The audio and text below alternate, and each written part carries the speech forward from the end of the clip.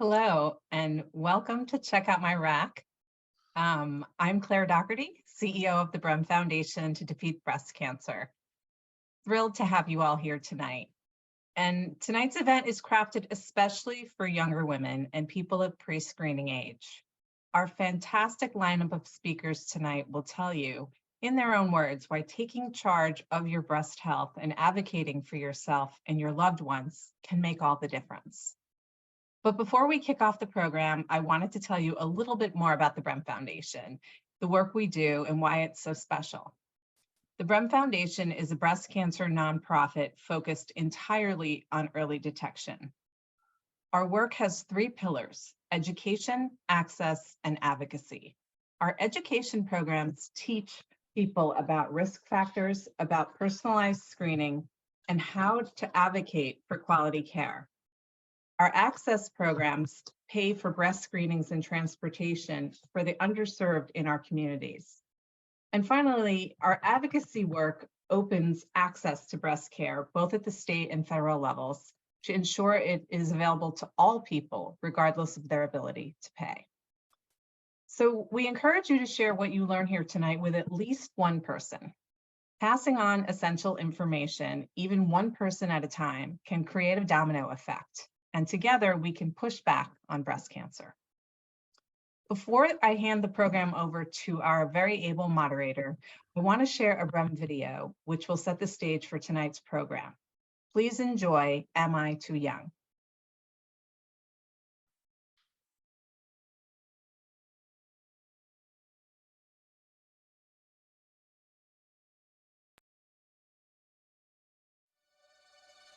We get it.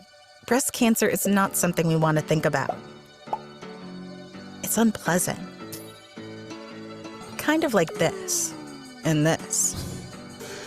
We can't magically make it pleasant by sugarcoating it, but we can give you some tools that could help you change everything and maybe make it less scary. Let's start with the good news. If you find breast cancer early, you can almost always beat it. The bad news is that many women still find breast cancer too late, when it's a lot harder to deal with. That is where you come in. Just by learning about breast cancer and the steps you can take before it's a big problem, you could turn the tide and take control of your breast health. Here are 3 things that could change your life, really. Number 1, monthly breast self-exam. Take your health into your own hands.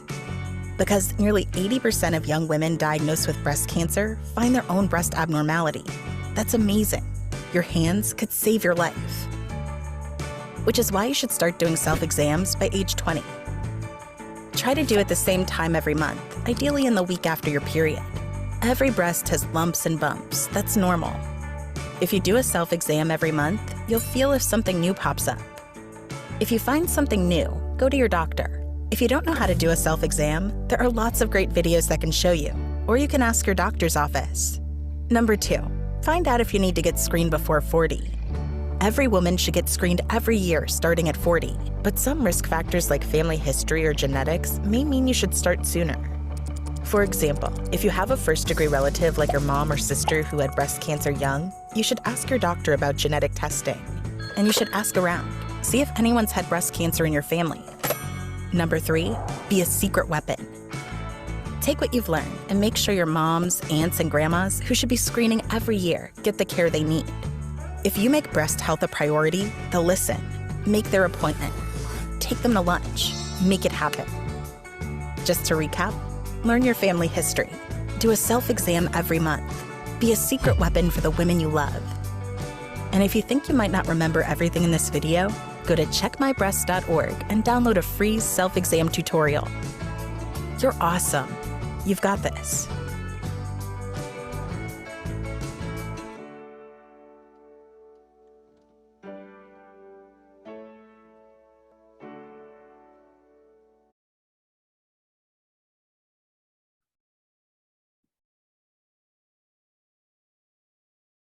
So we hope you enjoyed Am I Too Young? The video is really intended to spark a conversation around breast health for younger people and tease up nicely the conversation we're going to have a little bit later with Dr. Serena Jen from GW Comprehensive Breast Center. Before I introduce our moderator, I wanted to thank our incredible lineup of speakers, Dr. Serena Jen, Jasmine Sowers, Deb Lindley Lopez, Rosalina Felipe, Shauna O'Brien. We are grateful to all of you for your collective wisdom and your willingness to join us tonight. And a big thank you to the wonderful collaborator organizations who jumped on board to share this event with their considerable communities. And that includes the Young Survival Coalition, the Missing Pink Breast Cancer Alliance, Too Young for This Shit podcast, Zeta Tau Alpha, Black Everywhere, Mary Center, and students of the Maryland Public Health Association. Thank you to the BREM team and the dynamic collaborators, at American University in the Leadership and Ethical Development Program. It is now my pleasure to turn the program over to a wonderful and accomplished BREM champion. Athena Jones serves as CNN national correspondent based in New York. She was formerly a CNN White House correspondent covering President Trump and his administration. Athena has reported on politics and on a wide range of general news stories for programs across the network, from breaking news to national stories. Athena graduated cum laude from Harvard University with a degree in government and earned her master's degree in journalism from Columbia University. Thank you, Athena, for joining us tonight. We're thrilled to have you here. Thank you so much for inviting me to be here to host this great event. I'm excited that you're doing it. I think it's just so cool. And it's awesome to see so many people from all around the country joining in. I'll share my story briefly. You heard I'm a CNN national correspondent based in New York. I am also a two-time breast cancer survivor. I was diagnosed in 2012 at the age of 36 with an early stage of breast cancer, ductal carcinoma in situ, by my gynecologist. She just happened to offer me a baseline mammogram, and I said yes. I found out later that most gynecologists don't offer that, and a lot of women don't say yes when they are offered. I was diagnosed again in 2015 with invasive breast cancer. And now I am working on a documentary on breast cancer and disparities. I found out only after my two diagnoses. I really began to research it and found out about how Black women are much more likely to die of breast cancer than any other race, and decided to kind of delve into that. CNN gave me permission. And so I've been, for the last couple of years, working on this feature-length documentary exploring the question of, if we know that there seems to be a different pattern of breast cancer emergence in Black women in particular, should we be, what should we do with that information? Should we be changing the guidelines or giving different guidance to Black women?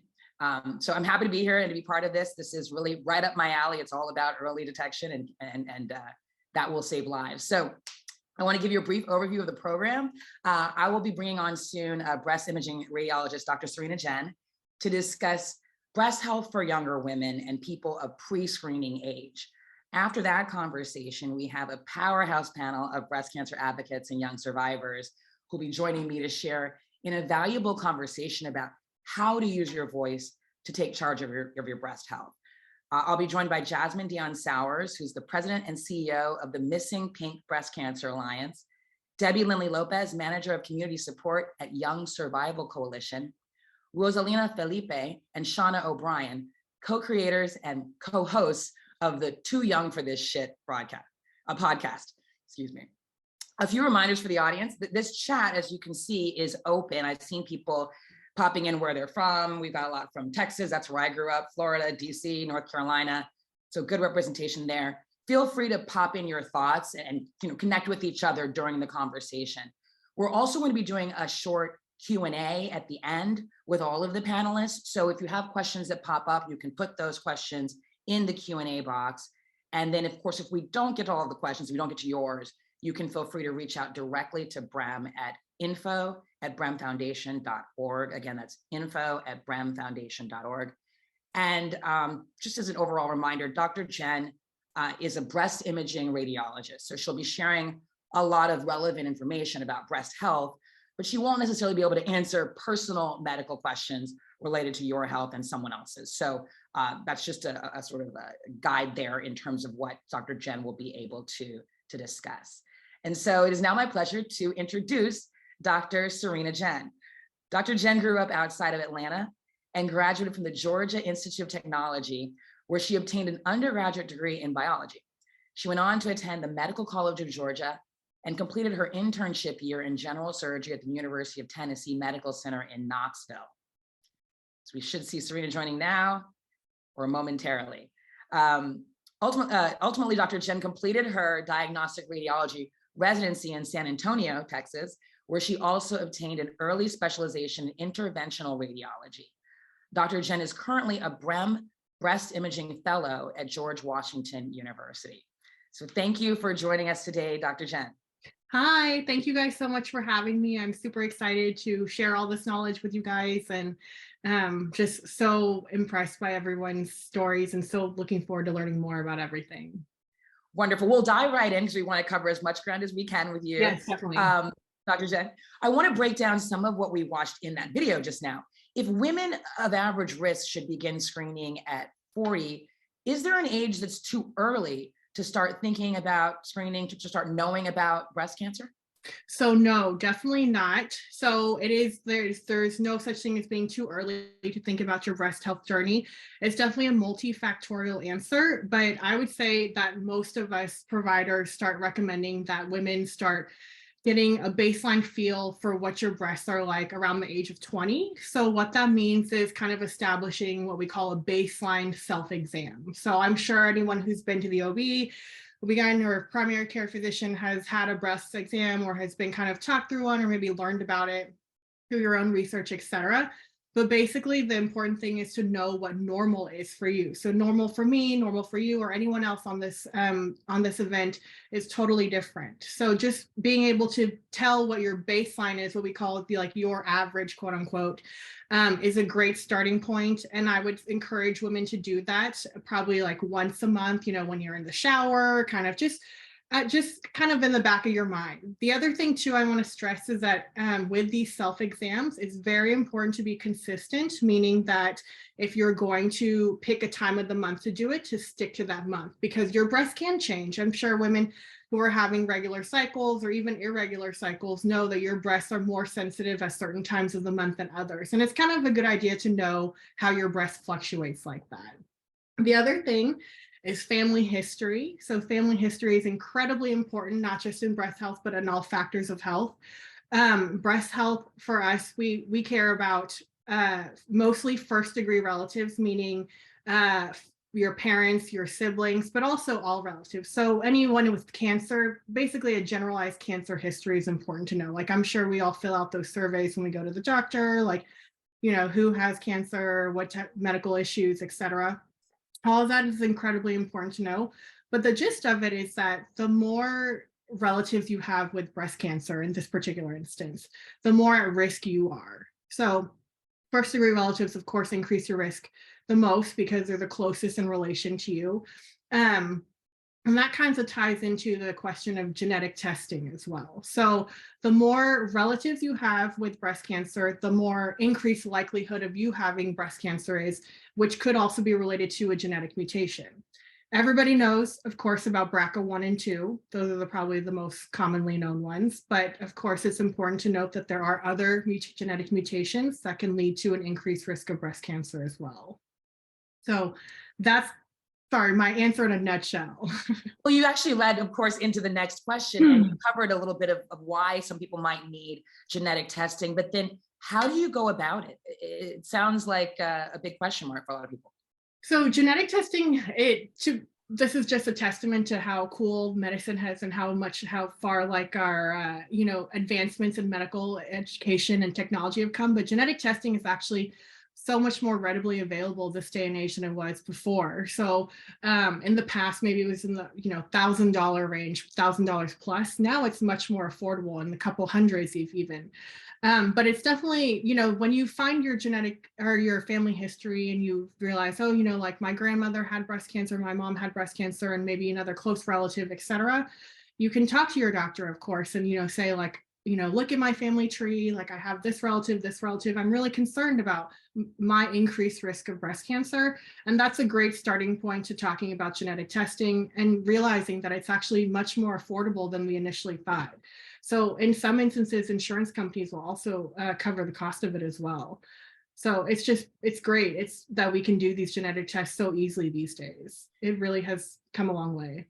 And then, of course, it gives you a lot more information. You're armed with that information. You can discuss with your doctor whether to screen earlier than you might have otherwise done, correct? Yes, for sure. So for example, if you have a genetic mutation, then of course like I've said several times, you are increased a risk of breast cancer. So you definitely need to start thinking about screening earlier. Our BRCA patients, they start doing their mammograms at the age of 30.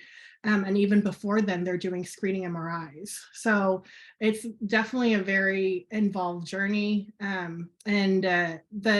The other thing about first degree relatives that I was mentioning before that's important to know is that, so if you have a first degree relative, let's say who your mom was diagnosed at age 40, we typically recommend that you would come in either 5 to 10 years before the earliest age that was a diagnosis. So if your mom was at 40, you would come in at 30.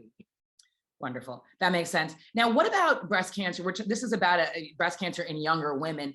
Talk to me about how much you see cancer at a younger age, and what group is that occurring in? So we are definitely seeing cancers at a younger age, and in some instances, the American College of Radiology, which is the board that that I follow, they recommend certain groups starting at age 30, especially with risk assessment. So kind of tying into what you were saying earlier about health disparities, we've noticed that younger women in our Black population can have increased risk of breast cancer at an earlier age and even more aggressively. So some of the people on here may have heard of something called triple negative breast cancer. That's a very aggressive form of breast cancer. We see that a lot in that particular population. Also, Ashkenazi Jewish population can also be at increased risk of breast cancer as well. They definitely need to be undergoing risk assessment. And anyone who's undergoing long-term hormone therapy, our transgender population definitely falls into that range as well. Wonderful. It's important to know who may be most at risk at a younger age. Now, you talked about family history, genetics. What about our own choices? What about individual lifestyles and behaviors that can increase your risk, like alcohol or diet or smoking? Talk a little bit about that.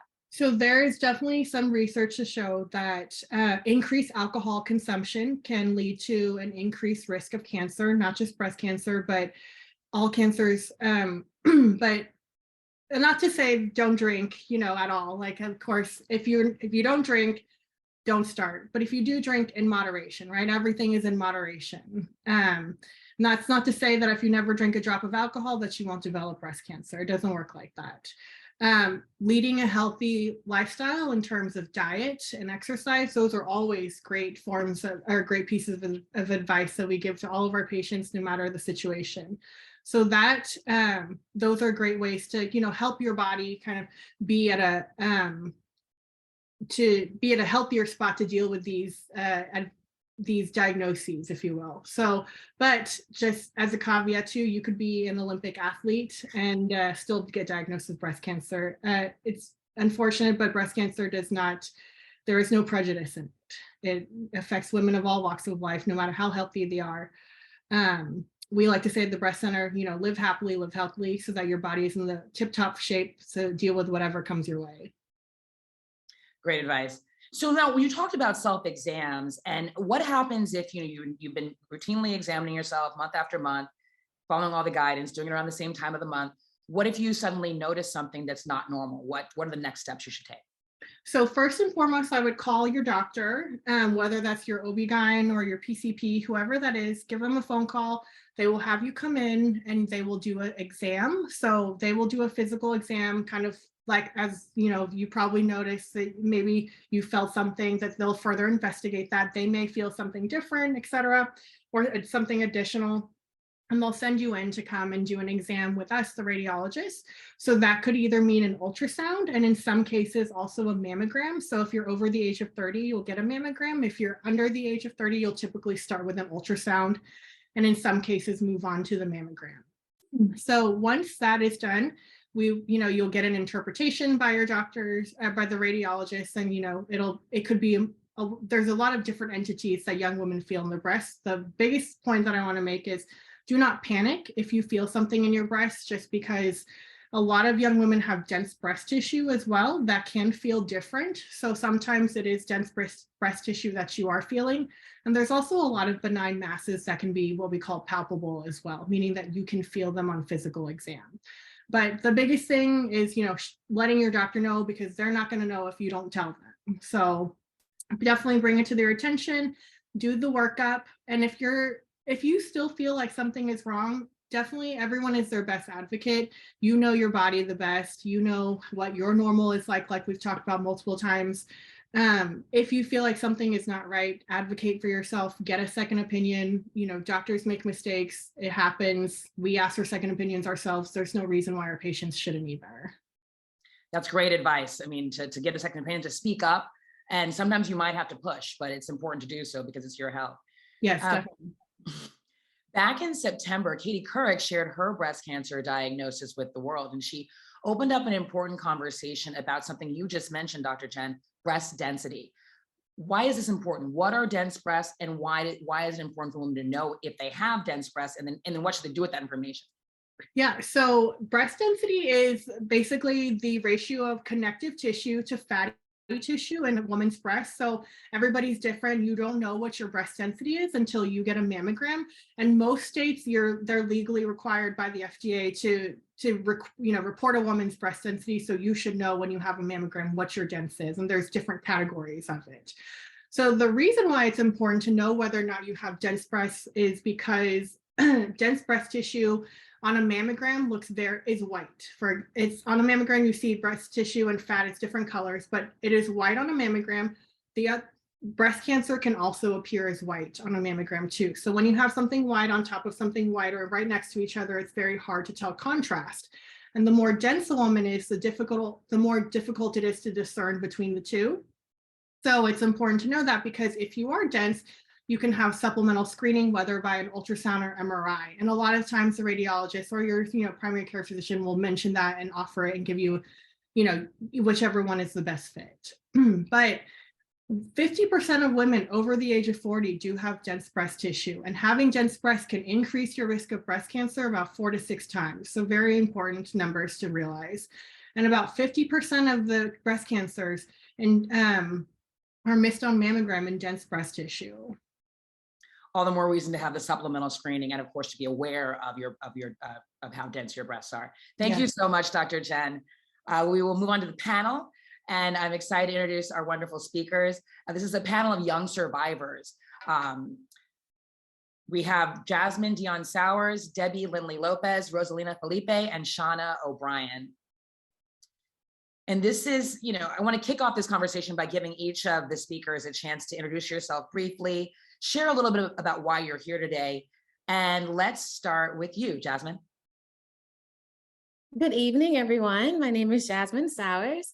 I was diagnosed with breast cancer at the age of 26 in 2016. I was actually initially misdiagnosed a few months prior at the age of 25. I did not present with any of the typical symptoms. I never felt a lump. I just remember there was a day I was standing in the mirror with a ribbed tank top, and I could tell that one breast was noticeably bigger than the other. I remember what I didn't recognize then as signs that something was wrong. I had triple Ds. I used to have triple Ds before my bowel mastectomy. And I would notice stains on the inside of my bra, and I thought maybe I was catching food. And the day that I recognized that one breast was larger than the other and was painful, and everyone said breast cancer doesn't hurt, which is such a misconception. And I remember that a few months prior, I was at work, and that for whatever reason, my coworker was just very determined to get me into this breast cancer event that I used to work at a homeless shelter. And that's where I learned how to do a self-exam. And so months later, I did not know that I would need that knowledge. And in the mirror, when I was looking at that swollen breast, I did my self-exam and discharge expelled. And that was the first time I became really afraid. I did not know that family history and genetic mutations weren't the same thing. I knew that my grandmother had breast cancer twice at this time. I knew several of her sisters had breast cancer, and I thought that maybe when I was older, then I would have to deal with that. And I actually don't have any genetic mutations. I passed the mammogram. We passed the ultrasound. To Dr. Jen's point, this idea of dense breast tissue, they told me I had dense breast tissue, but I didn't know what that meant. They said you can get additional screenings. I didn't know that there were breast MRIs. It took me about 6-7 months and a different doctor who was persistent. And the difference between that doctor and the first one was that she said, if you think something is wrong, something is wrong. And instead of brushing me off like the previous doctor had, she sent me to a specialist. And that doctor kept doing tests until she figured it out. On December 30th, 2016, I was diagnosed. And that changed everything for me. Going through a bilateral mastectomy, going through radiation, and 5 years of hormone therapy. But I was really inspired, to your point, Athena, this idea that I didn't understand what the disparities were. I felt that the lack of representation was a personal experience. I didn't realize it was in the data. I didn't realize it was in the mortality rates. And so I was very inspired both by my personal journey and by the numbers. The numbers don't lie. That change needed to happen. And I've set out to do that in my advocacy work. Wonderful. Thank you. We'll go to Deborah next, or Debbie. Hey guys, how are you? Thank you, Athena, for everything that you've done. So my name is Deborah Lenly Lopez. I'm originally from Barcelona, Spain. So as well as most people here, I didn't have, it didn't run in my family. Cancer didn't run in my family. I came to the States when I was about 20 years old, and I didn't understand the medical system here at all. I was completely lost. I didn't even know where to go get ibuprofen, to be honest. In Spain, we have actual pharmacies. I had to go to like Walmart and look. So I was very lost when I came here to the States. I got married 6-7 years later, had a kid, then I had 4 miscarriages. And rooted on those miscarriages, right after my last miscarriage, it wasn't actually an ectopic pregnancy. I came home, we had Thanksgiving and everything. And then one day I just noticed I had such a bad pain under my armpit. It was horrible pain. Like I couldn't even put my arm down.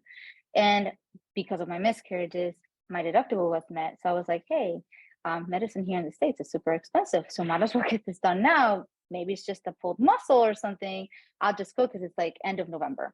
So I went and they were like, listen, you're fine. You're just like lifting too many weights. Just go home. I said, you'll be fine. So the next day, it was within the night, my lymph node grew to the size of like a key lime. It was massive. And it kept me up all night. So I go back to the doctor and I tell them this, and they're like, listen, it is swollen, but it's probably just your body reacting to your last miscarriage.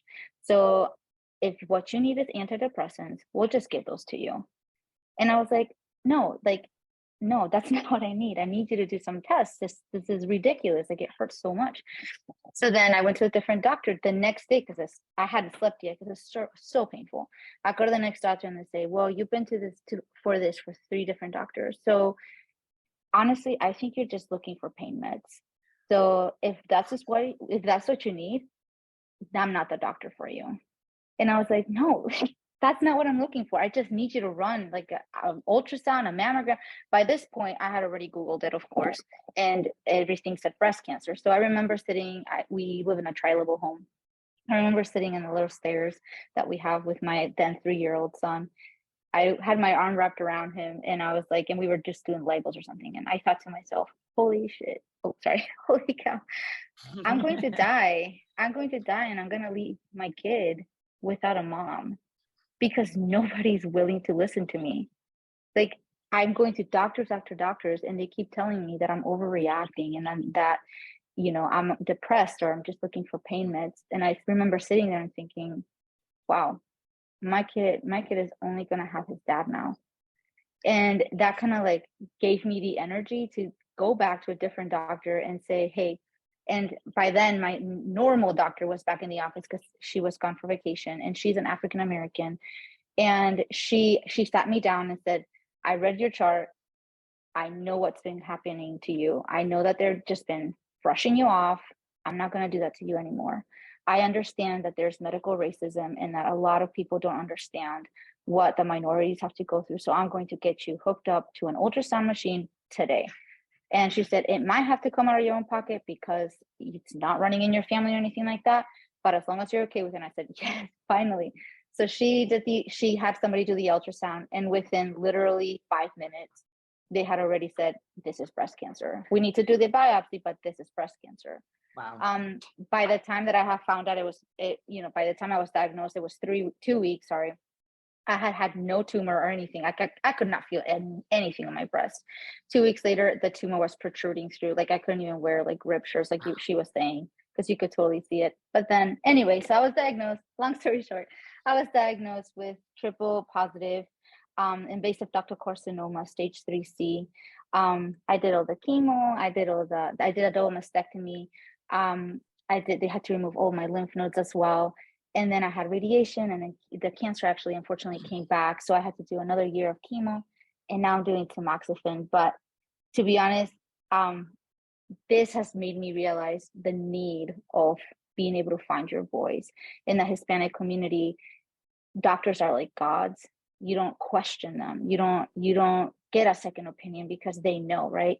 So I kind of took it upon myself on Instagram and where I work as well, Young Survival Coalition, to empower women to find their voice and to argue. Like if you have to argue.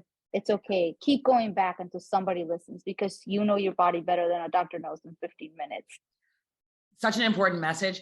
Moving on, I want to make sure we get to fulsome conversation. So we have Rosalina next to give a brief introduction of yourself, and then we'll go to Shauna.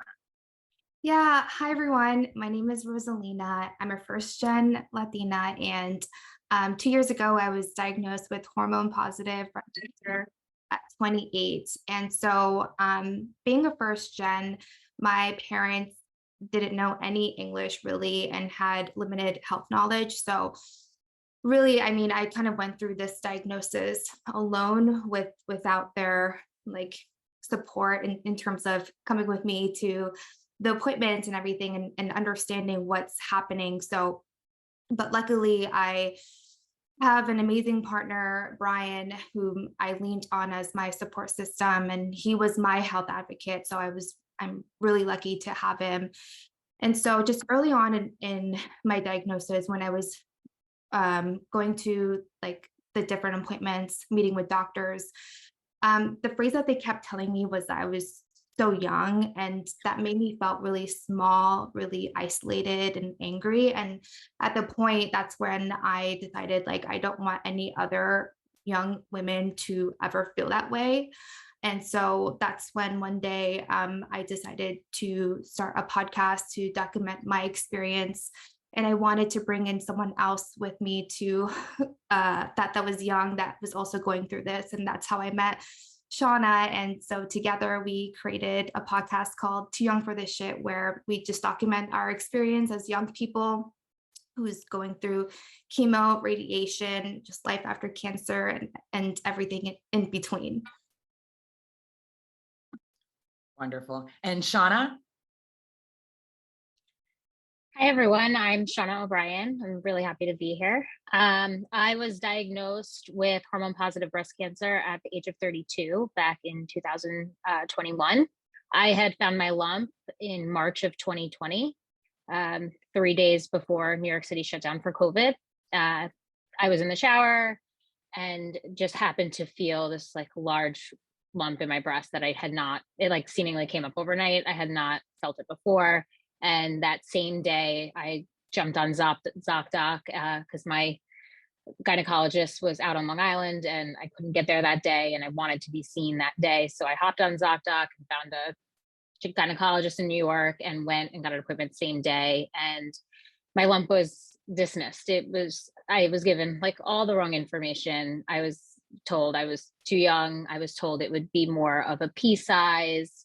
And that it was probably fatty tissue. And, you know, of course, again, I trusted the doctor's opinion on this. And, you know, I didn't even feeling like I was too young to be dealing with something like this. So I just kind of went on my way, felt like I did my due diligence by going to the doctor and getting it checked out as soon as I found it. Then, of course, New York shut down and I wasn't going back to the doctor, and I just kept on living my life. And it wasn't until about 9 months after that I caught a glimpse of my breast in December of 2020 in the mirror after taking another shower, and my breast, like everything just looked wrong. I had discoloration, my texture was different, my lump was big, skin, like my skin was like not I had dimpling.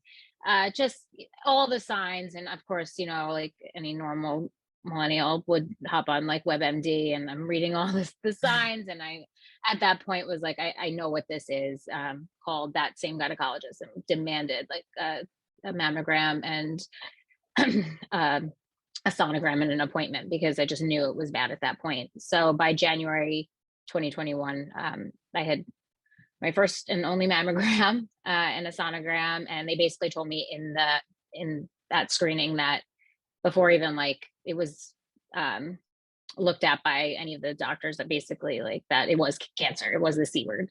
Wow. And I had a biopsy the following week, was diagnosed the following week after that with hormone positive breast cancer. I ended up having a double mastectomy that about 2 months after. I had to do IVF, 2 rounds of IVF before starting chemo. I did have lymph nodes removed. I did 16 rounds of chemo. I ended up doing 25 rounds of radiation following that. And now I'm on hormone therapy. But as far as, you know, going through that journey, I had to find, you know, trying to find resources. I went into every Facebook support group, every online support group. I was just grasping at anything I could find to be educated about what I was about to go through. I wanted to know all of my options. And in that process, I met Rosalina, you know, and I answered her kind of calling for a co-host for a podcast for women under 40 for, you know, just a breast cancer journey and going through it together. We went through it together. We started chemo the same week. We finished chemo within the same month. We started radiation within weeks of each other, finished radiation within weeks of each other. And we like really, you know, kind of relied on each other during that time and documented everything in the most like real and authentic way we possibly could. And, you know, it's been such like a beautiful thing we've created. Wonderful. Well, thank you. We've now introduced everyone. We're going to dive in with Rosalina and Shauna from the Too Young for This Shit podcast. Great name. A theme I've heard throughout, and something I've noticed in the comments as well, is just the amount of dismissal, the amount of fighting and pushing several of you had to do just to get taken seriously and to actually get a screening and get a diagnosis. So both you, Rosalina and Shauna, have shared how you came to be diagnosed. But talk about how through this podcast, Too Young for This Shit, how you create a community among young breast cancer patients and survivors. What has been the impact, and why is it so important? Because it really sounds as though it's not just young women who need to be aware of the fact they can get breast cancer at a younger age than 40, but doctors need to be made aware of this too. What have you, what have you been able to done with this community? And each of you can answer. Either one, you can go first. Yeah. So, I mean, when we started this podcast, we didn't know what it would be, what it would become. And we're pretty much blown away of the growth of the podcast thus far. And so we started in 2021. But I mean, you know, just sharing our stories online where anyone could listen is scary and it's not easy, but just seeing the impact that we have with our listeners, and that just gives us more of a push to want to share more about our stories and also talk about important topics that maybe, you know, people don't really talk about, or just like things that are happening and what we're going through as, you know, through the cancer journey. And so we've created a space, a community where our listeners feel safe and seen and can feel related to our stories and the topics that we talk about.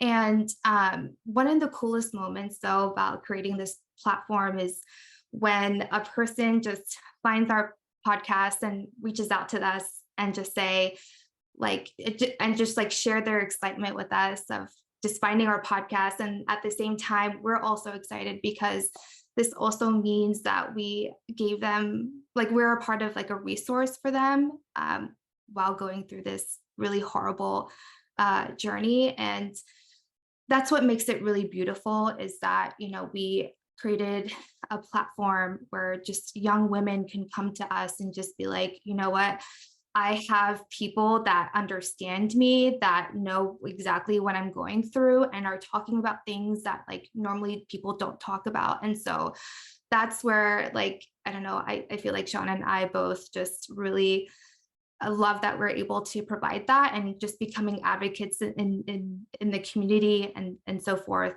Just a beautiful thing. It's so important for people to know they're not alone. Rosalina, do you have any, sorry, Shauna, do you have anything to add?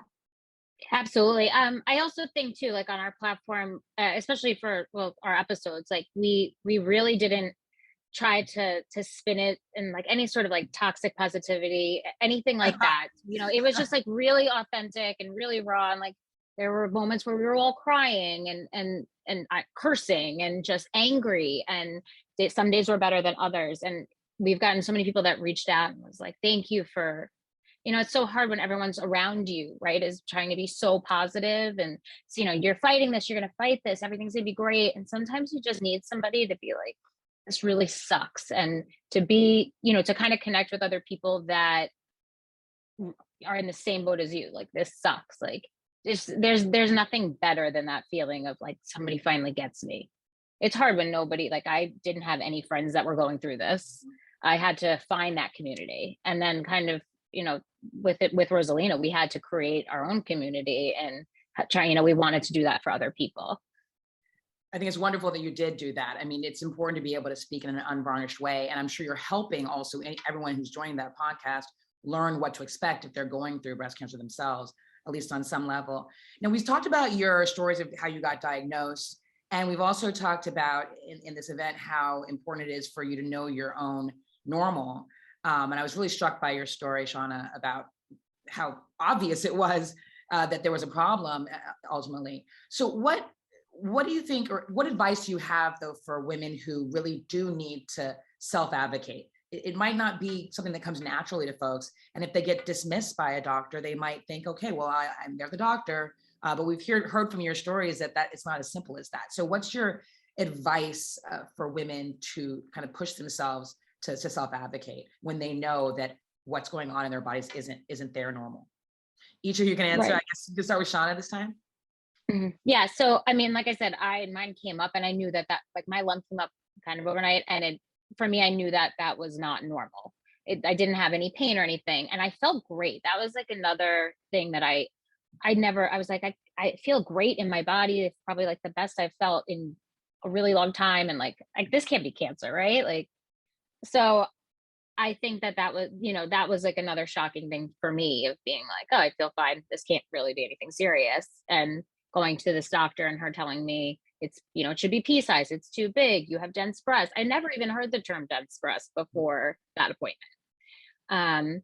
I had family history. My mom's sister died of metastatic breast cancer when she was 52. I was 24 years old. And even then didn't know to go push for screenings and push for testing. And, you know, I think, you know, had I known then maybe what I know now, I would have really pushed for that genetic testing. I really would have maybe even pushed for getting screenings at 30 rather than me going in at 32 and finding, you know, my breast cancer. But, you know, I think also too, it's you're not going to hurt anybody by like going and getting a second opinion, right? Like, even though that one doctor had told me, like, it wouldn't have hurt me to go and say, you know what, let me go to my original gynecologist who's known me since I was 18 years old and see what she says.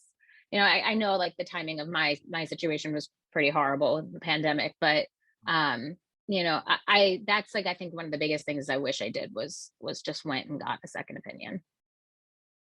Absolutely. I mean, I just wanted quickly to jump in. Our patient that we were following for our documentary went in at 35 thinking she had a cyst, couldn't find it when she went to the doctor, didn't ask for a mammogram because she thought, I'm too young. And so I do think just knowing that it's possible is a big deal, because it took her another year to go back in. And by then it was a golf ball sized tumor of triple negative breast cancer, which we know is harder to treat, more aggressive. So very important. Rosalina, what about you? What is your advice for people when it comes to having to maybe having to push themselves to advocate for themselves? Yeah, I would say in the beginning, you know, my partner Brian was my advocate, and I didn't really necessarily have the voice yet to just question like the doctors or like ask more of just the questions that I needed to ask. And so once I gotten the courage to do that, I basically just wrote down all my notes. I recorded the appointment so I can like listen back to it. I wasn't afraid to ask for a second opinion or third opinion. I wasn't scared to ask questions. And, you know, what Debbie mentioned earlier was that in the Hispanic culture, like we don't question like the doctors. We basically just take whatever they would recommend. And that's sometimes, you know, not like, you know your body best. And sometimes in your gut feeling, when you know that that's not something that, you know, like the answer that you're looking for, you just need to fight and just keep saying, hey, I'm sorry, but I need to go see a second opinion, and I need to kind of go and see what other options are out there, and just like don't be afraid to do that. Right. Thank you. Speaking up is so important. Thank you, Rosalina and Shauna. Next to Jasmine. Jasmine, you founded 2 different organizations to address disparities in breast cancer for women of color. Talk about what led you to do this work. You talked about it a little bit, but talk about what inspired you and how you've been able to impact the communities that you're, you know, seeking to help. Absolutely. So I just want to piggyback off of the comments that Rosalina and Shauna made, and not just saying to your point to remember that the unlikely is possible, but also for Black and Brown women, implicit bias is a serious thing. And it has been proven that doctors are less likely to give information specifically to Black people, right? And so we have to make sure that we do our own research, that we empower ourselves so we can intelligently have these conversations with doctors who may not believe us, especially when we're the unlikely, right? So when I started For the Breast of Us, I co-founded For the Breast of Us. That was the first online community that was intended to give a voice and a face for women of color in this space. I recognized very early on that I didn't see a lot of Black women in the community. Even when I initially connected with YSC, I was like, this is the most amazing thing ever, but where are the Black women? Like, they're not taking advantage of this. And so when I was at YSC, actually, I started to learn about the disparities. I started to learn about the lack of representation in clinical trials for Black women. And then I recognized that it's bad for Black women, then just gets worse for Latina women, right? And so that was my first light bulb moment where I realized that we are more powerful together. And so that was a very intentional space that was dedicated to bringing together marginalized communities to give them both a face and a voice in this space. Representation matters, and it matters in all spectrums. I started with representation, and then I realized that I had a captive audience, and I didn't just want women to be able to share their experiences. I wanted to help women make their experiences better. And so then we started doing educational webinars and things to like really engage the community. To Shauna and Rosalina's point about talking about the things no one else was talking about. We're talking about sex, we're in sexual health, mental health, the burden of being strong, all those different things. And then I had this light bulb moment after I started to get pulled into these different rooms. There were companies, there are businesses, there are people that are making decisions that want to know how to make things better. And I said, Marissa, you got this, girl. I want to go over here and see what change we can make over here. So we started doing consulting. How can you change the way you recruit?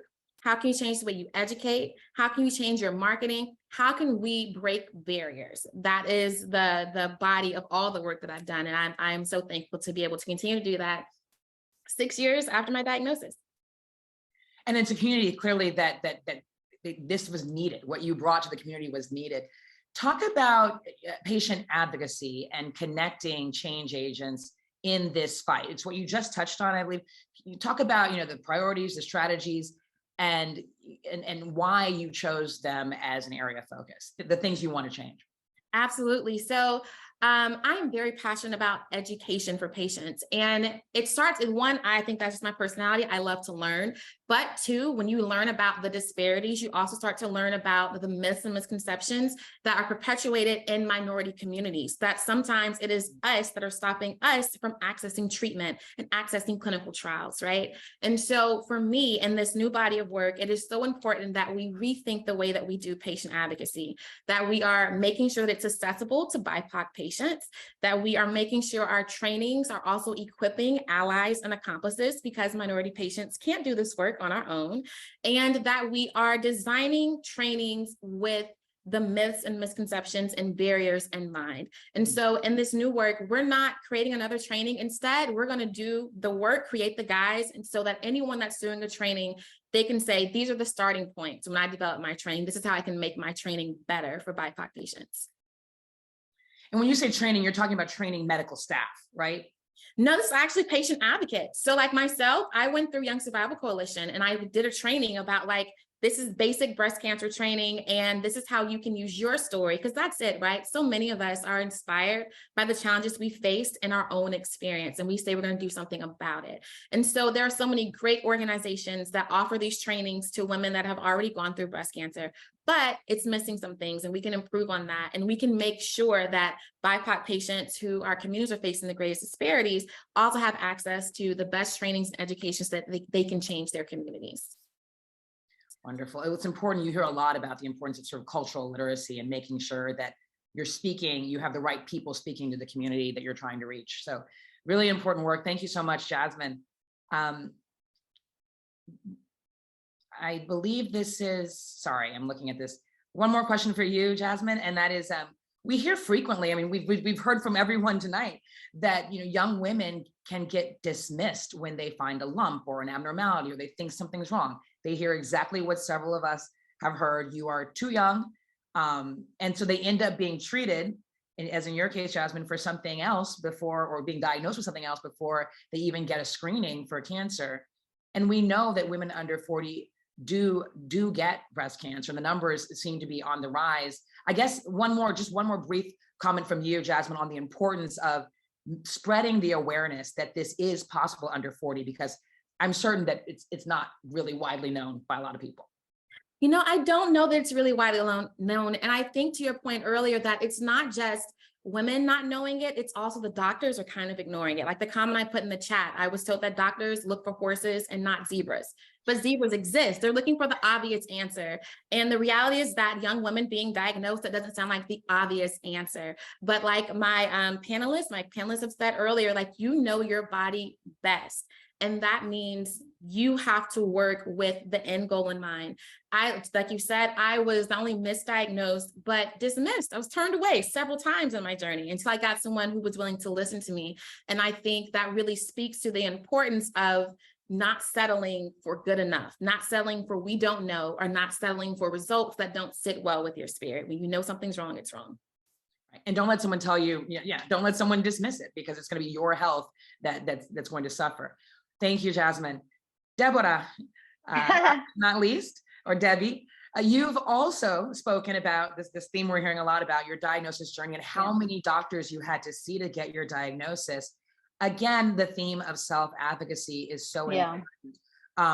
Talk about where you got kind of the strength, how you began to be able to advocate for yourself, because you had to do this to finally get to your diagnosis. Just go a little bit more in depth on that. Sure. So I think for me, it's mostly, I'm already feisty to begin with. I was born feisty. So I think it also comes in the personality a little bit. When I went to the doctor the first time, I was wondering, I didn't know what it was. So I wasn't very pushy with them. I was unsure as to what was happening to me, because it was just pain at the time, right? But with the minute I found that lump in my breast, and I felt the tumor and like the lymph node just being so swollen under my armpit, that's when I said, okay, and putting my arm around my son and saying, I don't want my son growing up without a mom.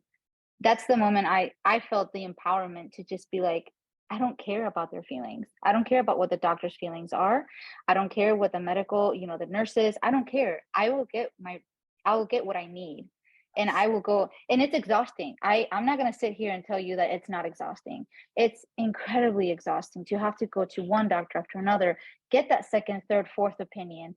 You become exhausted and tired and anxious, and doing what you're supposed to be doing, it feels wrong because you're so tired from all these tests and all. You feel like a probe. Everybody's just touching you and feeling you, and you just want it to be done and over with, and you just can't. You gotta keep fighting. You gotta find that voice that will keep you going till you get what you need.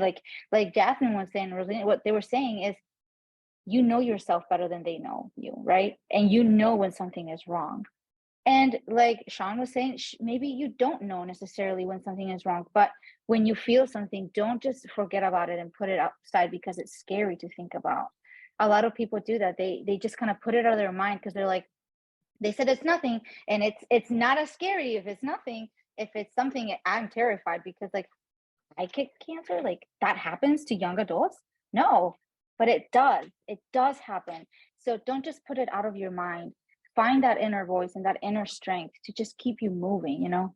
So that's a long story, like a long answer for a short question. No, I mean, so we're all kind of Yeah. expanding. This is all building, right? Where there's Yeah. a lot of themes that coincide. You've also, not just you, but several of you talked about the hurdles that minorities face in speaking up with doctors. I don't know all of the statistics, but I know that the majority of doctors in America are not minorities. I think only about 5% are Black. I'm not sure the number for Latino, but do you have any advice for, I guess, for women who are minorities in terms of speaking up and sort of getting past that? And also, what do you think could change this, could make this better sort of in the system? So I guess I'll answer your second question first. I think the best thing that we can do is us be self-advocate. We have to look out for the other women that are coming behind us and the other people that are coming behind us, and have these webinars, have these seminars, bring awareness.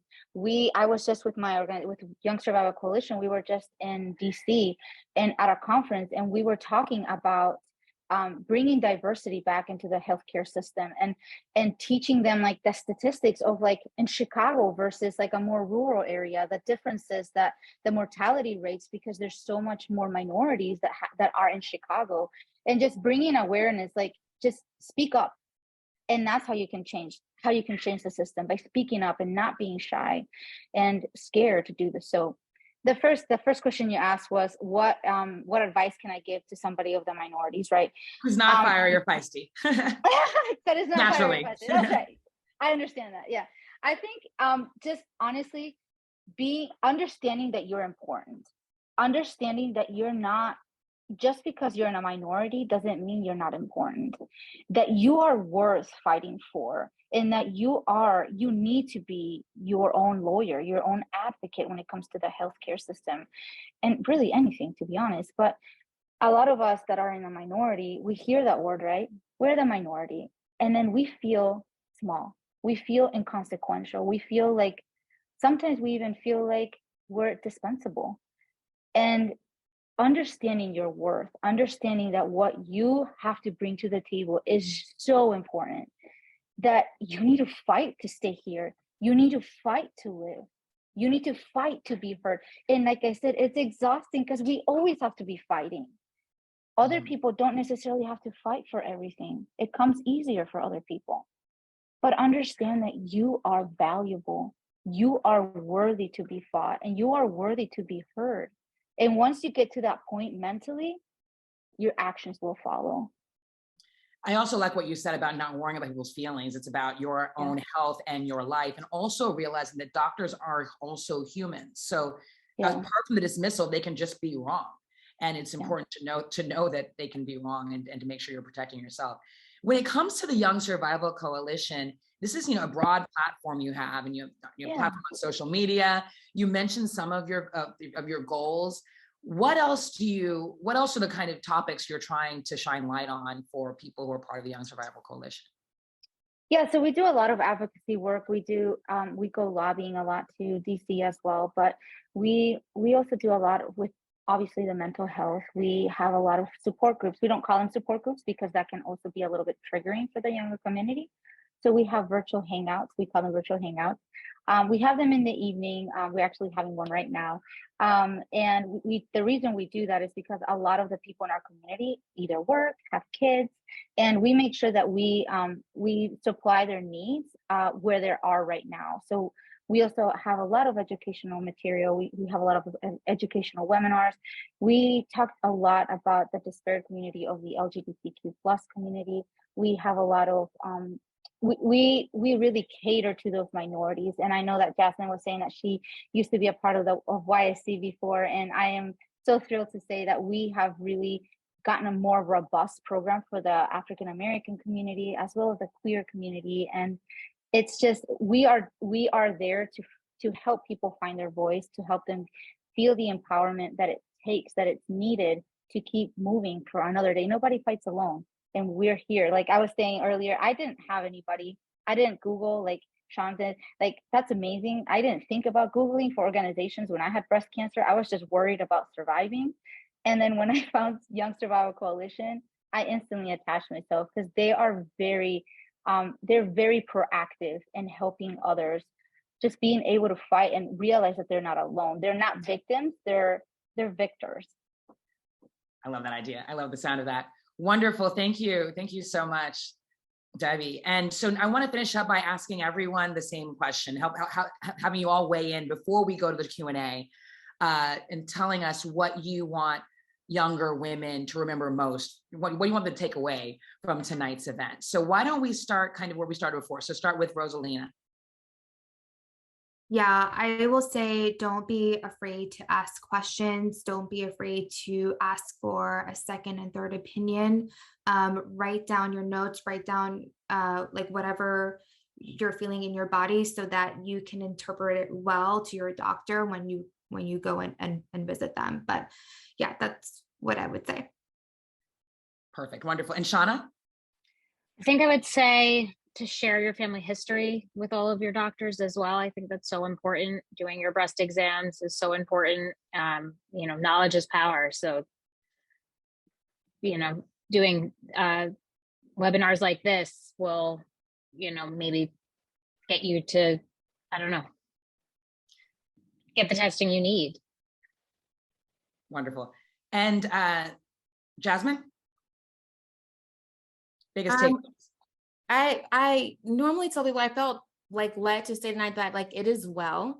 As Debbie said this earlier tonight, and I think it's really important, I don't think we talk about it enough, is that there is this fear of the unknown, but we also have to talk about the fear of the known. What happens if I am diagnosed? I remember the week that I was diagnosed, the song It Is Well dropped in my spirit before my diagnosis. And that told me that no matter what happened, I would be okay. And I think as young women who are navigating something that feels unlikely, but very possible, right? I think we have to anchor ourselves that no matter what happens, we can get through it, right? And also I'd be remiss if I didn't note the importance of saying that it can be well, like they said, early detection gives you the best options, and recognizing that to relieve the shame for women that do go in and find out they're stage 4, right? Their initial diagnosis, they're under 30, they're under 40. Going in as early as possible still gives you the best option at best treatments. Thank you. And Debbie, takeaway? I think the takeaway for me would be don't be afraid. You're your own advocate, first of all, right? But don't be afraid to go test. Even if the test comes back negative, go get your test. It's okay if you're crying wolf. You're not crying wolf. You're just looking out for yourself. So even if you're like, I'm not sure, because a lot of us said, I knew. Well, some of us don't know. And guess what? That's okay. If you feel something off about you, it's okay. Just go get the test. That's why we have insurances. And that's why there's all kinds of programs for you. Even if you don't have a program or an insurance, reach out to me at Young Survival Coalition. We'll hook you up. And you know what? Even if it's nothing, it's better to know that it's nothing than to later find out that it was something and you could have found out. Wonderful. Moving on to the Q&A, I'll add one quick thing, and that is that I think it was Rosalina who said, when I was first diagnosed in 2012, none of my friends were going through this, but what was helpful to me was that I brought friends along to my appointments with doctors when I was figuring out who would be my surgeon. And also they could take notes and they could maybe listen better than I could, because I'm sort of overwhelmed by all the information. And that, even though that person wasn't going through what I was going through, or those people, they were really helpful just to be a companion, to take the notes and to chime in for questions. So, it doesn't have to be an expert, or it doesn't have to be a family member or a boyfriend or a girlfriend. It can just be a friend who's available that afternoon. That would be my takeaway. So let's dive into these questions, because I know we only have a few more minutes. The first one, I'm scrolling all the way to the top of the questions here, Julia. So I'm starting with an important question, which is something that Dr. Jen brought up: supplemental screening. You brought this up in reference to dense breasts, which 50% of women over 40 have. What is supplemental screening, and does insurance cover it? So supplemental screening can be done either in the form of a bilateral whole breast ultrasound or an MRI of both breasts with contrast. So it's really, both are great tools, and it really depends on kind of what your history is and what the discussion is between, whether it's you and your breast surgeon or whoever is helping take care of your overall breast health. So if you have greater than a 20% lifetime risk of the developing breast cancer, we tend to lean more towards the MRI, which is also helpful in covering for breast density as well. But the ultrasound is great as well. So I would say if you're going to do the ultrasound, you may be, or if you're going to do the MRI, you may not need to do the ultrasound. But if you're not going to do the MRI, then you should do the ultrasound if you have dense breasts. If you've had a mammogram before, that's how you'll know your breast density. And about the insurance coverage, that's really the big question often in this country where, it works this way. So if you have been determined to have dense breasts, then a lot of insurance companies will go on to cover that supplemental screening because they realize, especially with a lot of the legislation that's been passed and working on behind the scenes, a lot of it, through the great efforts of the Brem Foundation as well, are helping to cover that, make sure that there's appropriate coverage for supplemental screening, because dense breasts they're not uncommon. 50% of women over the age of 40 have dense breasts. So it's very, very common. Yeah, that's a lot. Here's another question. What are some future advancements, research that you guys are particularly interested in for early detection or risk assessment? Certainly Dr. Jin can answer that question. But if there's anyone else who's aware of something, feel free to chime in. So radiology as a whole, of course, is going through a lot of, new innovation, especially I'm sure, AI is something that a lot of people are probably hearing thrown out there in a lot of different fields. And just like any other specialty, medicine has a place for artificial intelligence too, that helps us pick out hard to detect cancers, and an extra piece of information that helps us look at everyone's breast as a whole and to pick out, kind of just an extra pair of eyes, if you will. So there's that kind of innovation. There's also additional contrasted imaging, contrast enhanced ultrasound, contrast enhanced mammography. Without getting into the weeds of it, it's just, different types of imaging that kind of add another layer of information. Right, improvements to screening, so like 3D mammograms and all the rest of it, right? Yeah, and just to put it out there, nothing replaces a mammogram. So even though you have an MRI or an ultrasound, all of that information is great, but there are things on a mammogram that cannot be appreciated on an MRI and an ultrasound. So, if you're having the MRI, don't think that kind of replaces the mammogram, because that's not the case. Of course, that's important to know.